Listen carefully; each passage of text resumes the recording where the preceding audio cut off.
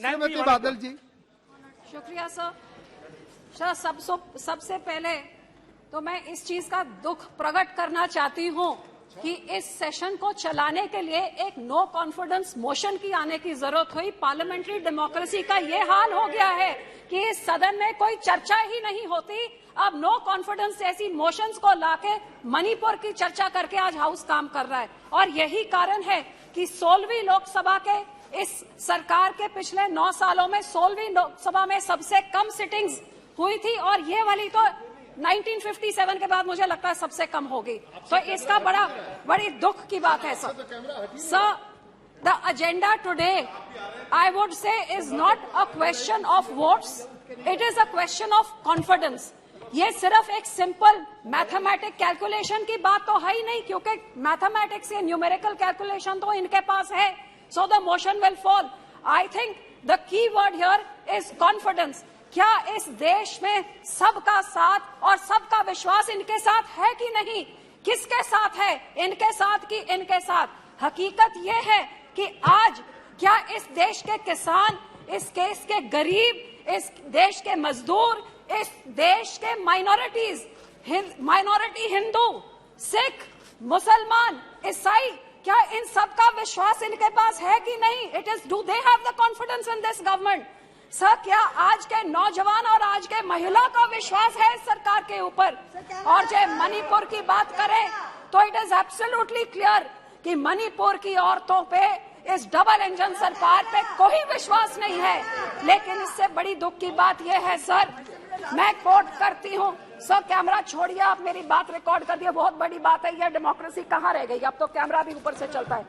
Sir, Atal Bihari Vajpayee ji ने on the 50th anniversary of India's independence इस parliament में कहा था, इट इज अभिशाप to take birth as a girl in this country.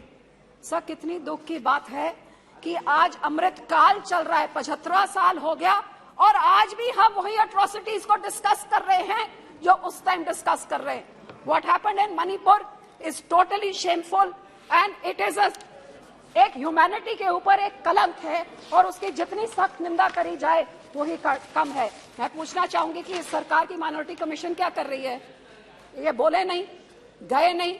Minority commission के head क्या कर रहे हैं? कितनी बारी मणिपुर गए, कितनी बारी नू गए हैं? हमारे पंजाब गए तो हमारे धार्मिक मसलों में इंटरफेयर करने का पूरा टाइम है, इधर जाने के लिए टाइम क्यों नहीं है? तो मैं हाथ जोड़ के सरकार को विनती करती हूँ कि राम के लिए इस अमृत काल में ये धर्म की राजनीति हर इलेक्शन के पहले इसको बंद करिए, ये जहर देश में मत घोलिए।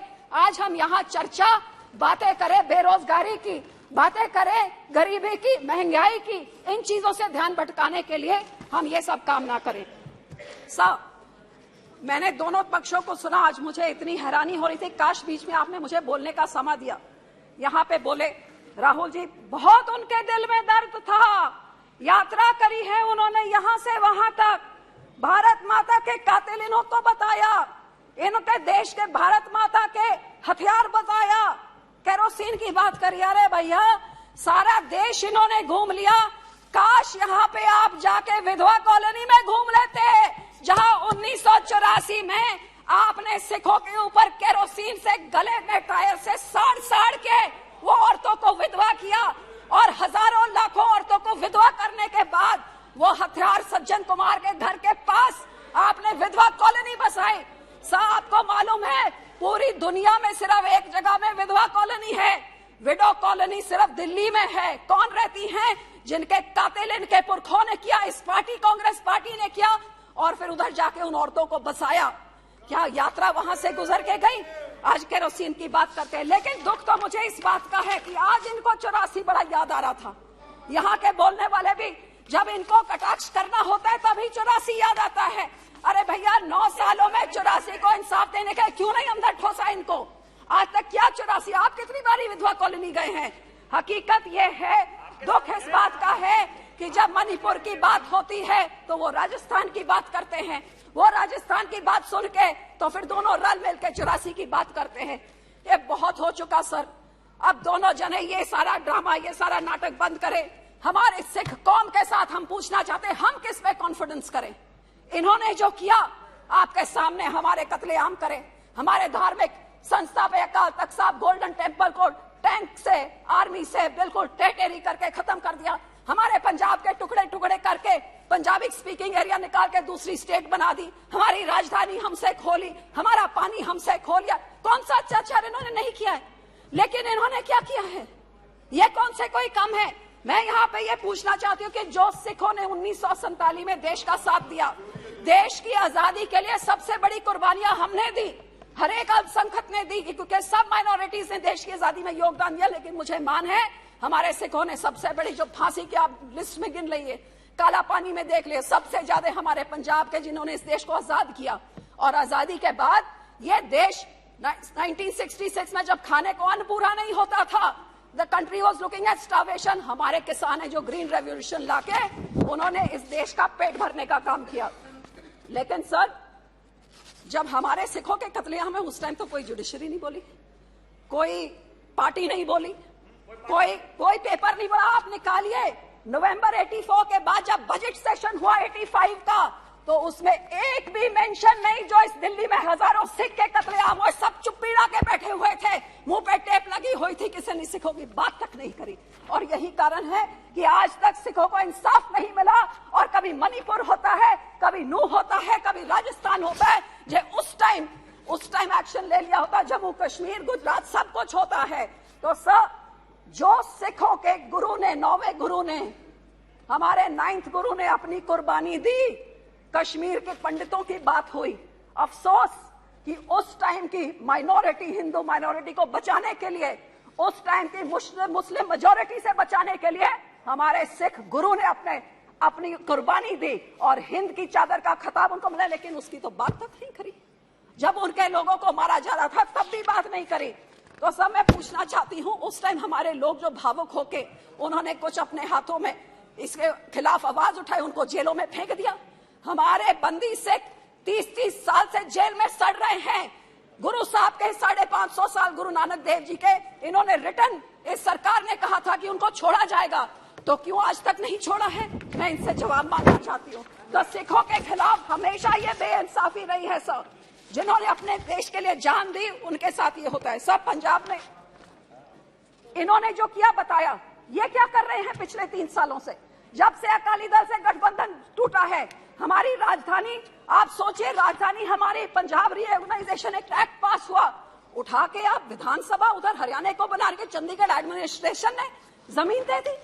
हमारा पानी, हमारा मेंबर जो बीबीएमजी से होता उसको निकाल के बाहर निकाले, हमारा पानी चुरा के दूसरे राज्यों में। जो हिमाचल पानी दिल्ली को देता है वो सेस लेता है, हमारा पानी जो राजस्थान आता है तो पंजाब को कोई सेस नहीं। एक ही चीज तो हमारी है, चंडीगढ़ के ऊपर हमारा हक, सेंट्रल सर्विस रूल्स डाले जा रहे हैं। और सर, हमारी पंजाब यूनिवर्सिटी को भी आरएसएस का कब्जा करने की कोशिश की जा रही है। और पानियों का तो यो मामला है, पानी हमारा चुरा के ले गए, लेकिन आज जब सारा पंजाब पानी में डूबा हुआ है तो उस पंजाब के हाथ पकड़ने के लिए कोई नहीं है।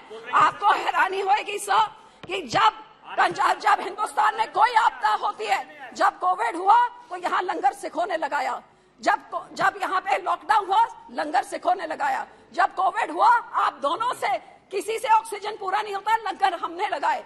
और आज जब पंजाब को जरूरत है, कहीं आपदा हो जाए, उत्तराखंड में हो, हम लोग जाते हैं। लेकिन आपने क्या किया हमारे किसानों के साथ? सर पहले सर 2 मिनट, सर हमारे किसानों के साथ क्या किया? सर जो किसानों ने सबसे पहले इस देश पे ग्रीन रेवोल्यूशन लाके इस देश का पेट भरने का, अब तो कह रहे हैं इन्होंने, लेकिन 70 साल से तो हम पेट भर रहे हैं। उनके ऊपर आप काले कानून लेके आए, अपने मंत्री की, अपनी एलआई की बात नहीं पूछी, सुना नहीं। जब बोलते थे मत लाओ, किसानों ने नहीं सुना और आखिर में मानना पड़ा। किसानों ने मजबूर किया कि गलत बिल थे, आपको वापस लेना पड़ा। और फिर ये डबल इनकम को क्या करना, डबल डिस्ट्रेस। आज बता दीजिए कौन से राज्य में डबल हो गया इनकम? पेट्रोल, डीजल, फर्टिलाइजर, हर चीज में महंगाई की मार सब झेल रहे हैं। कभी हमारे बच्चों पे, नौजवानों पे ऐसे लगा के उनको असम की जेलों में फेंक देते हैं। कभी हमारा कोई भी चीज हो, वहां पे हमारे किसान जो आंदोलन में थे एनआईए लगा देते हैं। कभी खालसा एक जो मदद करता है जहां उनके ऊपर। बहुत बहुत धन्यवाद मैडम, बहुत बहुत धन्यवाद सर। लास्ट 2 सेकंड सर, आखिर में मैं सिर्फ यही कहना चाहूंगी सर, मानस की जात सब एक को पहचान बो। मानस की एक ही जात होती है, एक पिता एकस के हम बारे की हमारे गुरबानी में सिखाया है।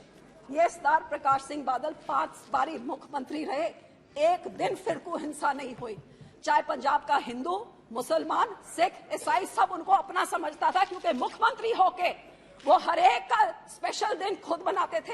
हर एक के धार्मिक स्थान पर, भगवान वाल्मीकि, गुरु रविदास होए, दुर्गाना मंदिर होए, हर एक का उन्होंने सत्कार और आदर किया। और यही कारण है सर कि उस समय 1990 में जब वाजपेयी जी की भाजपा की सरकार को ये हाथ नहीं लगाता था, क्योंकि इनको फैनेटिक्स समझते थे, सबसे पहले स्टार बादल थे जिन्होंने इनका हाथ थामा। बहुत बहुत धन्यवाद, एनडीए बनी। बहुत बहुत धन्यवाद। इनको sir last point, doctor Heena Gavit ji, sir last point 2 second. आज मैं उनको यही बेनती करूंगी सर कि ये नफरत की राजनीति ये छोड़ दें, ये मलहम लगाने का काम करें, चाहे सिख हो चाहे दूसरे धर्म के लोग हों, क्योंकि हर एक का अपना हिस्सा है इसमें। और इस शेर से मैं एंड करूंगी, लगाकर आग शहर को ये बादशाह ने कहा, उठा है तमाशे का शौक बहुत, झुकाकर सर सभी शाह प्रसन्न बोले, हजूर का शौक सलामत रहे, अभी तो शहर बहुत है। बहुत बहुत धन्यवाद।